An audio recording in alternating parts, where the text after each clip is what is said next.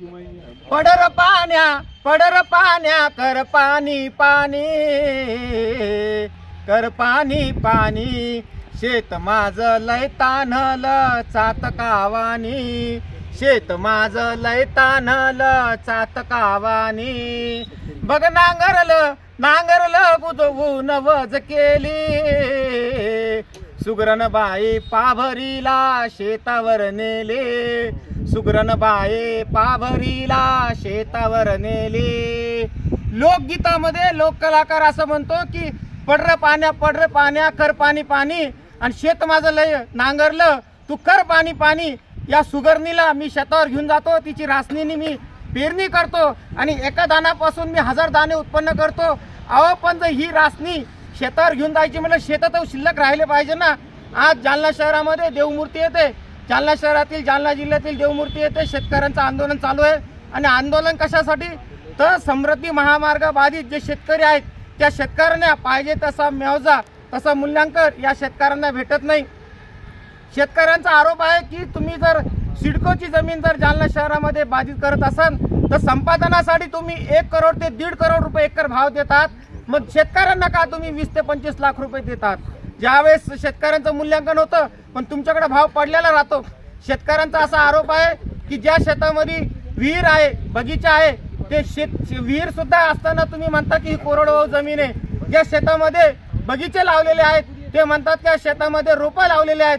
शेतकऱ्यांचा आरोप आहे की हा मूल्यांकन हे वाढून द्यायला पाहिजे आणि या मूल्यांकन वाढून मिळून या शेतकऱ्यांचं जीवन अबाधित झालं पाहिजे।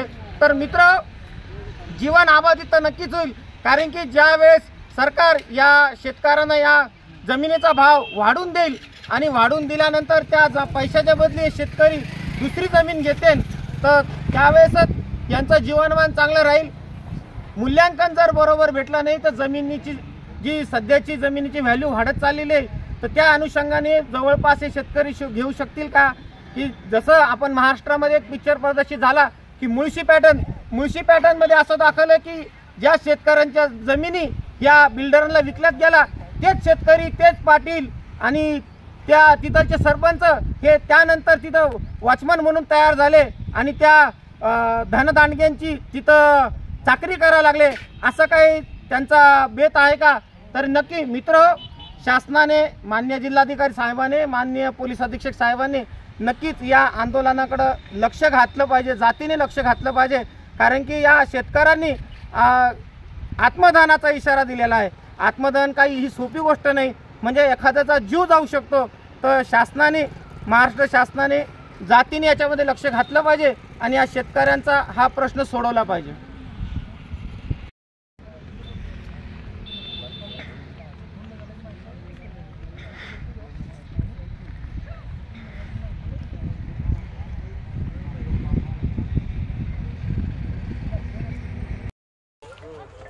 जालना नांदेड समृद्धी महामार्गात जालना जिल्ह्यातील जालना, परतूर आणि मंठा येथील जवळपास मला वाटतं 1000 शेतकऱ्यांच्या जमिनी चालल्यात।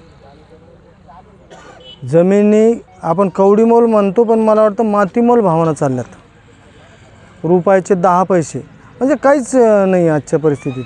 आता इथं जिथं आपण उभं आहोत ही प्रकल्पबाधित जमीन आहे, या जमिनीची मूल्यांकन आजचं 2 कोटी रुपये आणि ज्यावेळेस आम्हाला शासन देईल त्यावेळेस 2.5 कोटी झालेलं असेल। आमच्या ह्या जमिनीचे किती काढतायत 20-25 लाख। निव्वळ धुळफेक चालू आहे, निव्वळ रजाकारी चालू आहे। ह्या माध्यमातून आत्मदानाचा इशारा देऊन 12 दिवस झाले 200 शेतकऱ्यांनी धरणे आंदोलन करून 7वा दिवस आहे। आज कुठं अर्जुनरावांच्या प्रयत्नांना फळ येताना दिसतंय। त्यांनी सातत्याने प्रयत्न केले, आता जिल्हाधिकारी त्यांच्या सांगण्यानुसार येणार आहेत। आम्ही सकारात्मक आहोत, आम्हाला जास्त नाही तर रास्त पाहिजे। मागण्या भरपूर आहेत, सर्व्हिस रोड झाले पाहिजे, अंडरपास झाले पाहिजेत आणि मेन म्हणजे ज्या मागच्या समृद्धीला दिला त्याप्रमाणे मावेजा ठरला पाहिजे, सिडकोला ज्याप्रमाणे दिला त्याप्रमाणे मावेजा ठरला पाहिजे। यांना काही खिशातून देणं नाही आहे।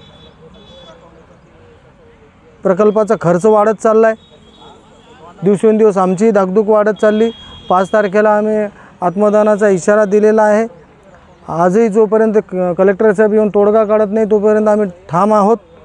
आम्ही नुसतं एकटे नाही तर कुटुंबासह आत्मदान करणार आहोत। हे मला वाटतं पुरोगामी महाराष्ट्राला परवडणारं निश्चितच नाही। नुसता जालना जिल्हाच नाही तर पूर्ण महाराष्ट्र पेटून उठेल। तर तुमच्या चॅनलच्या माध्यमातून मी राज्यकर्त्यांना अशी विनंती करेल की हे कुठंतरी थांबवा।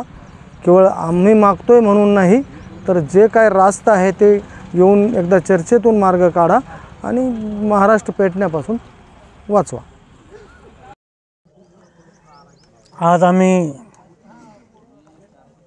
इथे जे आंदोलन चालू आहे, धरणे आंदोलन, तर राठीजी व गावकरी पूर्ण यांच्या नेतृत्वामध्ये ते काही स्वतःच्या वैयक्तिकसाठी करत नाही। नांदेड ते जालनामध्ये जे गावं चालले प्रत्येक शेतकऱ्यासाठी करत आहे। बाजूला सिडको होतो तिथं 5 पट पैसे दिले जातात।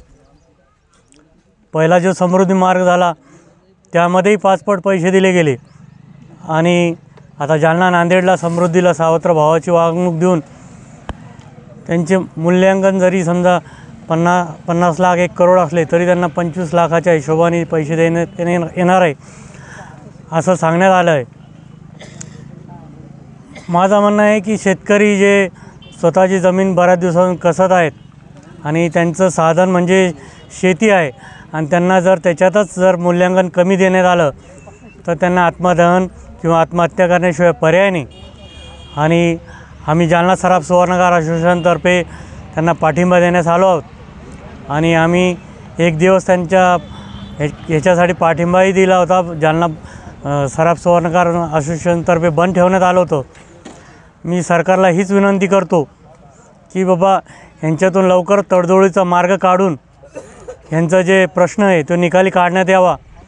खोतकर साहेबालाही म्हणतो आणि खोतकर साहेब आता राठी साहेबासोबत बोललेत की मी कलेक्टर साहेबासोबत येऊन तुमच्याशी चर्चा करून हा मार्ग निकाली काढण्याचा प्रयत्न करणार आहेत। मी खोतकर साहेबाला धन्यवाद देईल आणि लवकरच प्रश्न मार्गी काढून त्यांनी मंत्रिमंडळात वरती हा प्रश्न मांडून लवकरात लवकर प्रश्न निकाली काढावा।